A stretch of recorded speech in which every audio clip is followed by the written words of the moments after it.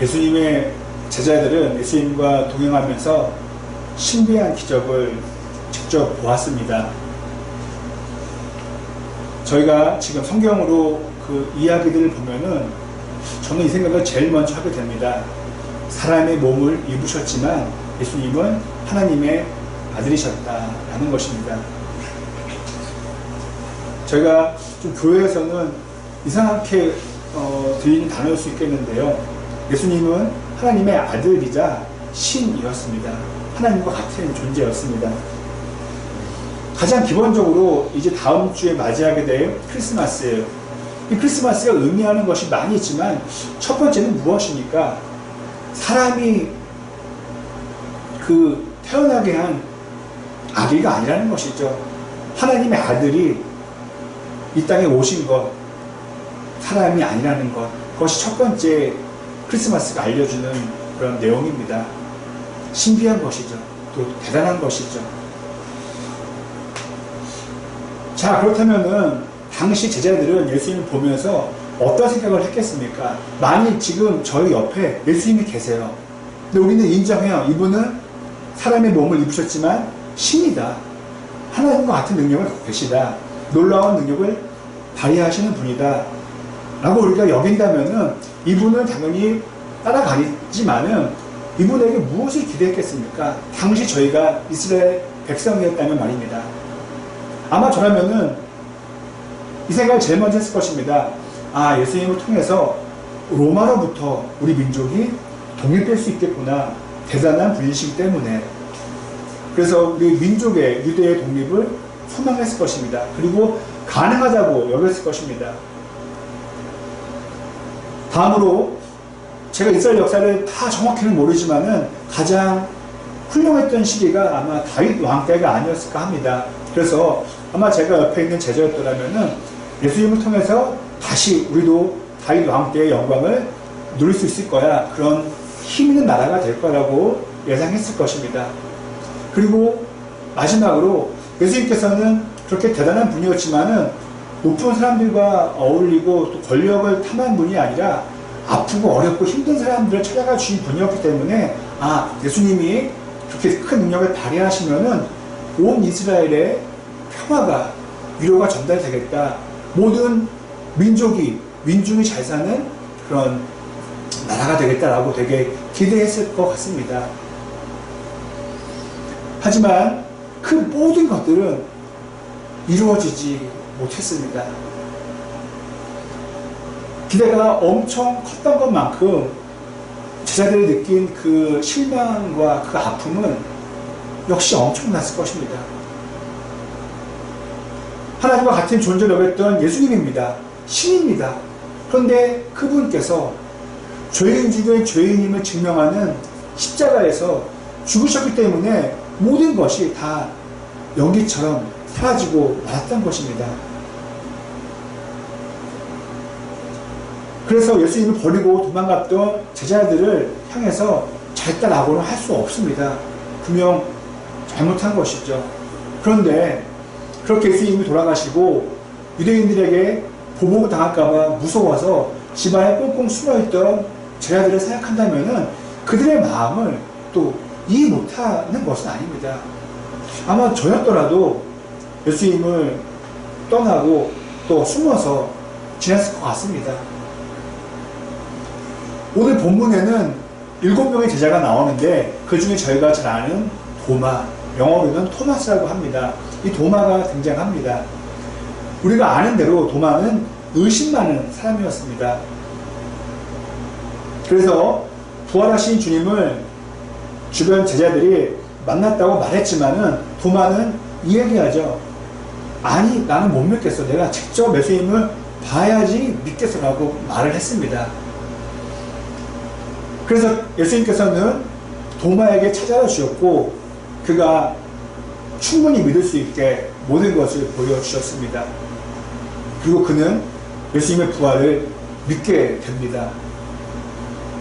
그 한 명 한 명 이름은 안 나오지만 아마도 우리가 잘 아는 12명의 제자들, 11명의 제자들은 다 예수님의 그런 모습을 보았을 것입니다.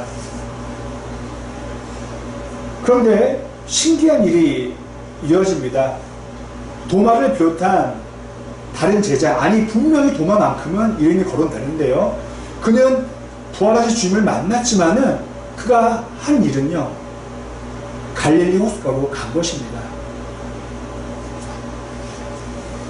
전에 보여주었던 제자의 모습은 나타나지 않았습니다.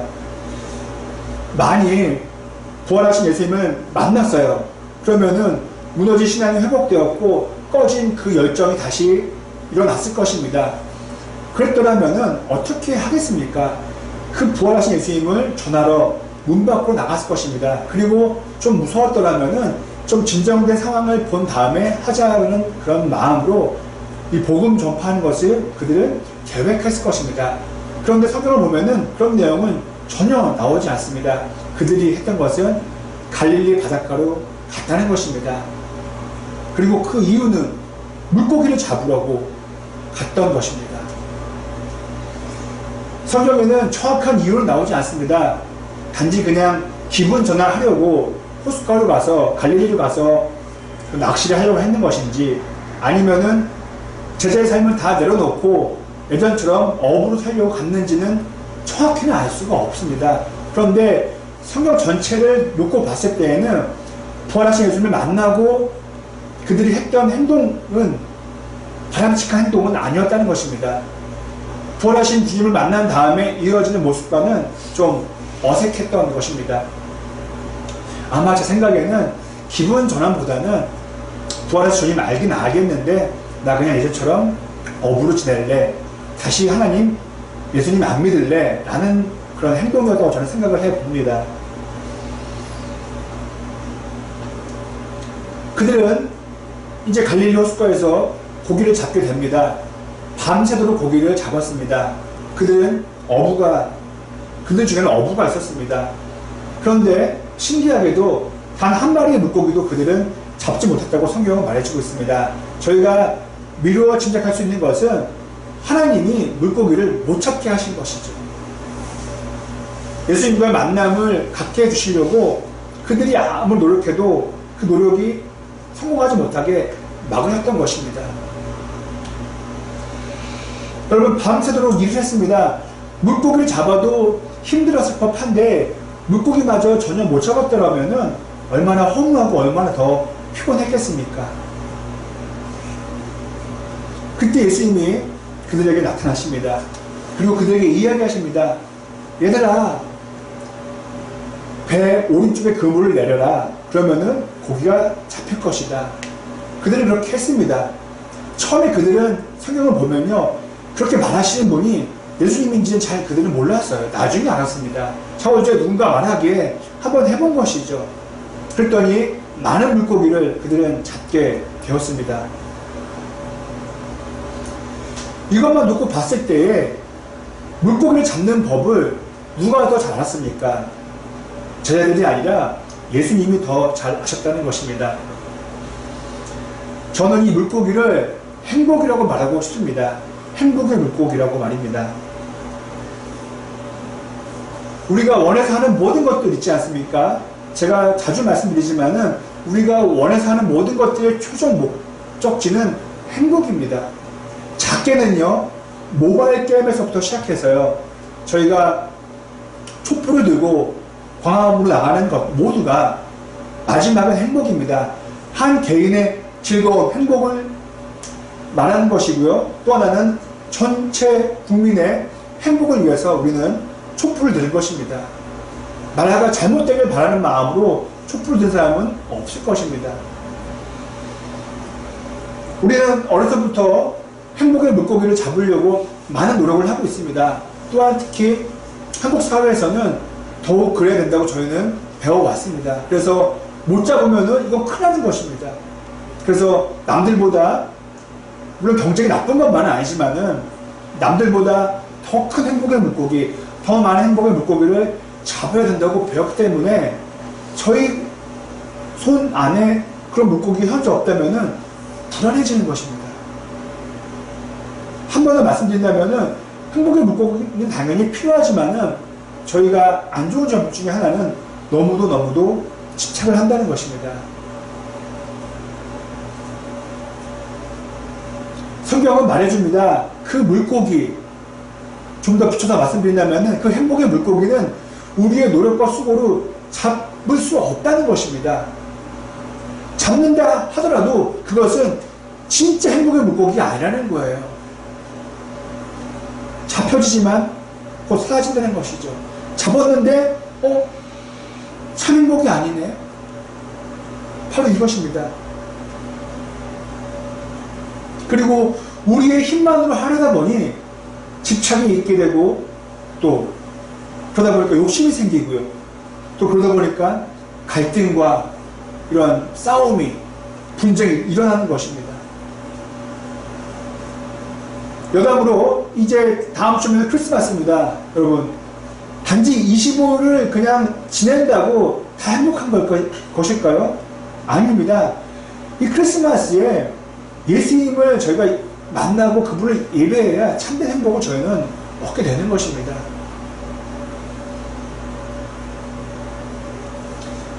밤새 고기를 잡느라 제자들은 몹시도 피곤했을 것입니다. 그리고 몹시도 배가 고팠을 것입니다.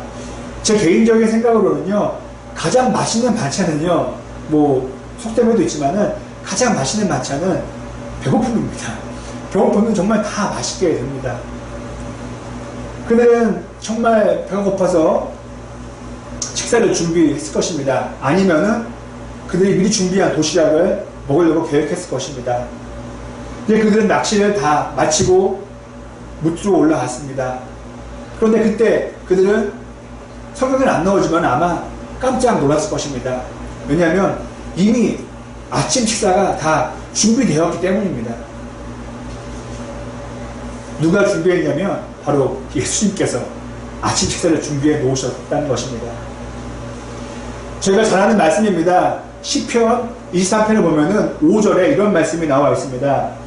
주님께서는 내 원수들이 보는 앞에서 내게 잔치상을 차려주신다. 하나님께서 우리들에게 상을 차려준다는 그런 말씀입니다. 여러분, 제가 또 가끔 말씀드리는 것인데요. 밥을 사주는 것과 상을 차려주는 것은 그 의미가 다릅니다. 물론 뭐 넓게는 그럴 수 있겠지만은 깊이 들어가다 보면은 상을 차려주는 것은 그만큼 사랑한다는 의미입니다. 그리고 상을 차려준다는 것은 그만큼 힘들긴 하지만은 그 사람에게 맞게 음식을 준비할 수 있는 거예요. 저 사람은 계란을 어떻게 해서 먹을까? 저 사람은 국을 짜게 먹을까? 싱겁게 먹을까? 다 알면은 거기에 맞춰서 완벽한 식사를 준비해 줄 수 있다는 것입니다. 힘들어요. 근데 왜 그럽니까? 사랑하기 때문에 그 사람에게 입맛에 맞는 식사를 하기 원한다는 것입니다. 그렇기 때문에 제 생각에는 밥을 사주는 것과 상을 차려주는 것은 많이 다릅니다. 시편의 말씀처럼 예수님께서는 그들에게 빵을 주셨습니다. 그리고 고기를 구워 주셨습니다. 성경에는 안 나왔지만 제가 생각하기에는 아마 제가 예수님이었더라면은 그 제자들의 그런 음식 먹는 그런 습관을 알아서 거기에 맞게 고기를 구워 주었을 것 같습니다. 아, 베드로는 바싹 익혀서 먹지? 바싹 구워주고요. 또 도마는 좀 그렇게 많이 익는 거 안 좋아하지? 일단 대충 익혀서 주자. 이렇게 다 한 명 한 명씩. 왜냐면 7명이에요. 많지도 않아요. 거기에 맞게 생선을 구워주지 않으셨을까 생각해보게 됩니다.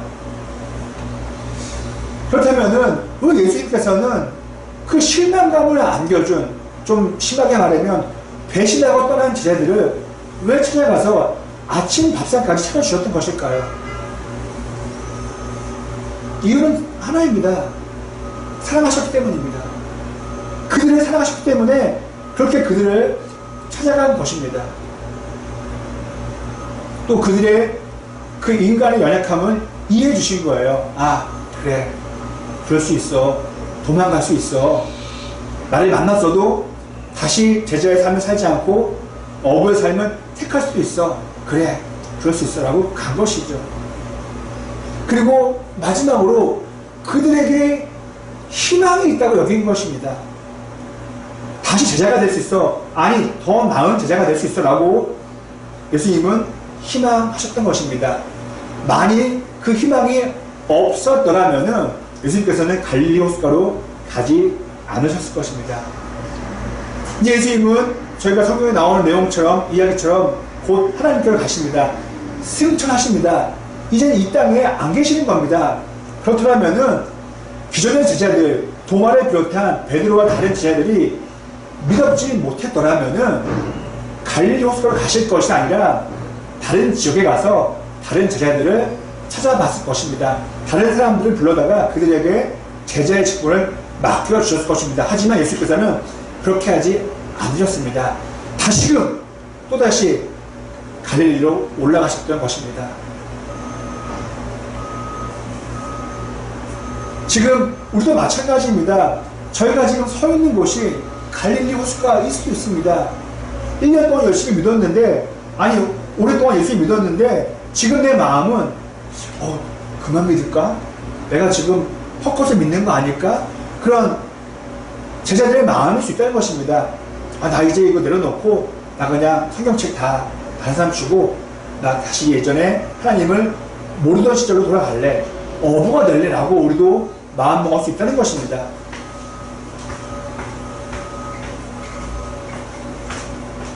하지만은 예수님께서는 저희들을 오늘 말씀처럼 찾아와 주시고 우리의 마음을 이해하시다는 것입니다. 그래, 어부가 되려는 마음 나 알겠어. 하지만은 다시 제자가 되렴, 다시 날 따르렴 이라고 오신다는 것입니다. 그래서 우리가 원하는 물고기를 잡게 해주십니다.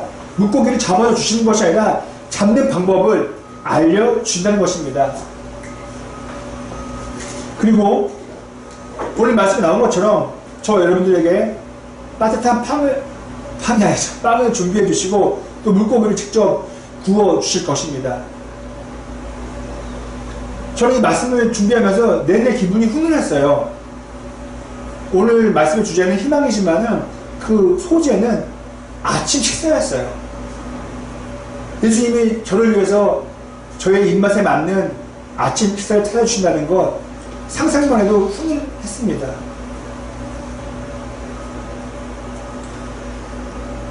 우리를 향하신 예수님의 그 희망이 있습니다. 12월 지금 한 해가 끝나가는 지금도 예수님은 저와 여러분들에게 희망을 놓지 않으십니다. 그렇다면 희망이 없으시다면 오늘 말씀은 내 얘기가 아닌 것이죠. 아닙니다. 우리의 이야기고요. 우리에게도 아직까지 희망이 남아있는데 그 희망은 예수님이 우리를 향한 희망이라는 것입니다. 그 희망에 저 여러분들이 응답하기 원합니다. 예수님 알겠어요. 식사만 하고 끝나는 것이 아니라 예수님, 자, 저 이제 어부 되려는 마음 다시 내려놓을게요. 저 원래 하던 대로 신앙생활 잘 하겠습니다. 제자의 길 걷겠습니다. 라고 응답해야 한다는 것입니다. 여러분도 아시잖아요. 오늘 말씀의 그 중심 소재는 아침 식사지만은 그게 전부가 아니라는 것을 여러분들 이미 아실 겁니다. 예수님과의 만남이 더 중요한 것이죠. 그렇게 우리를 이해해 주시고 용서해 주시고 사랑해 주신 예수님께서 저희들을 잘못된 길로 인도하시겠습니까? 결코 그럴 수 없습니다. 그분은 우리를 생명의 길로, 평안의 길로, 또 복된 길로 인도해 주실 것입니다. 끝으로 저희가 나누는 이 성경 말씀, 이 복음은 늘 희망을 이야기합니다. 희망. 인간에게 있어서 가장 큰 절망은 무엇이겠습니까? 제 생각에는 죽음입니다. 죽음보다 더 큰 절망은 없을 것입니다. 그런데요, 복음은 무엇을 말합니까? 부활을 말합니다. 구원을 말합니다. 그래서 인간이 느끼는 가장 큰 절망도 뚫고 나갈 수 있다는 것을 말해줍니다. 내년에 뭐 달라지는 게 있을까? 내년에 나이가 드는 게 전부이다. 나이만 더 드는구나. 그런 착잡한 마음이 들 수도 있습니다. 뚜렷한 어떤 희망이 없기 때문에 우리는 새해를 앞두고 절망할 수도 있습니다. 아니, 절망까지 아니라도 희망 없음을 느낄 수 있습니다. 그럴 때 우리는 어떻게 됩니까? 많은 것이 필요합니다. 친구들 만나고 또 좋은 사람들 만나서 많은 이런 이야기 듣고 좋은 시간 나누는 것도 필요하지만은 우리가 가장 중요하게 해야 될 것은 성경책을 펼치는 것입니다. 그리고 그 말씀을 읽는 것입니다. 우리는 짧지만은 멋진 시를 읽을 때, 또 소설을 읽을 때, 저는 요즘에 크리스마스를 맞이해서 다시금 찰스 디킨스의 크리스마스 캐럴을 읽고 있습니다. 이미 알고도 아는 내용이지만 너무 긴장돼요. 너무 내용이 되게 감동이 되고 너무 좋습니다. 이것은 시와 소설이 주는 큰 힘입니다. 영화도 마찬가지고요. 그렇다면은 성경이 주는 힘은 얼마나 크겠습니까? 저희가 성경을 읽을 때 용기를 얻게 되고요. 또 희망을 저희는 보게 됩니다. 왜 그렇습니까? 성경책에는 예수님의 마음이 담겨져 있고요. 또 성경을 볼 때 우리는 그 예수님을 영적으로 만날 수 있기 때문에 그렇습니다. 이제 뭐 10며칠이면은 2017년 새해를 맞이하게 됩니다. 또 지금 연말이라서 무척히 바쁘실 것입니다. 그런데 이 바쁜 시간을 좀 뒤로 하고 성경책을 읽으셨으면 합니다. 홀로 성경책을 읽는 시간을 가지셨으면 합니다. 그리고 그때에 예수님을 꼭 개인적으로 만나시기를 바랍니다.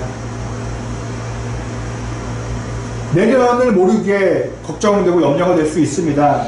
하지만 반대로 내년에 어떤 일이 일어날지 모르게 우리는 설레일 수 있습니다. 이제 저와 여러분들에게 2017년이란 하얀 도화지가 주어질 것입니다. 우리는 두 가지 반응을 볼 수 있습니다. 뭐야? 아무것도 없어. 이럴 수도 있고요. 다른 반응은 내가 많은 그림을 그릴 수 있겠구나. 우리는 감사할 수 있고 기대할 수 있습니다. 저는 설교를 준비하면서 한 문장을 적어봤습니다. 여러분들이 길지 않으니 좀 기억하셨으면 좋겠습니다. 좀 부탁을 드립니다. 이런 문장을 적었습니다. 그래도 복음은 언제나 희망이다. 그래도 내가 아프고 힘들고 상황이 안 좋고 이래도 그래도 그리스도의 복음은 언제나 나에게 희망이다. 이 문장입니다. 부디 복음을 통한 예수 그리스도의 희망이, 그 희망의 불빛이 저희들에게 다가와서 저희들의 인생길을 비춰주고, 그래서 어느 길이 복된 길인지, 어느 길이 참 행복의 길인지 우리가 발견해 나갈 수 있었으면 합니다.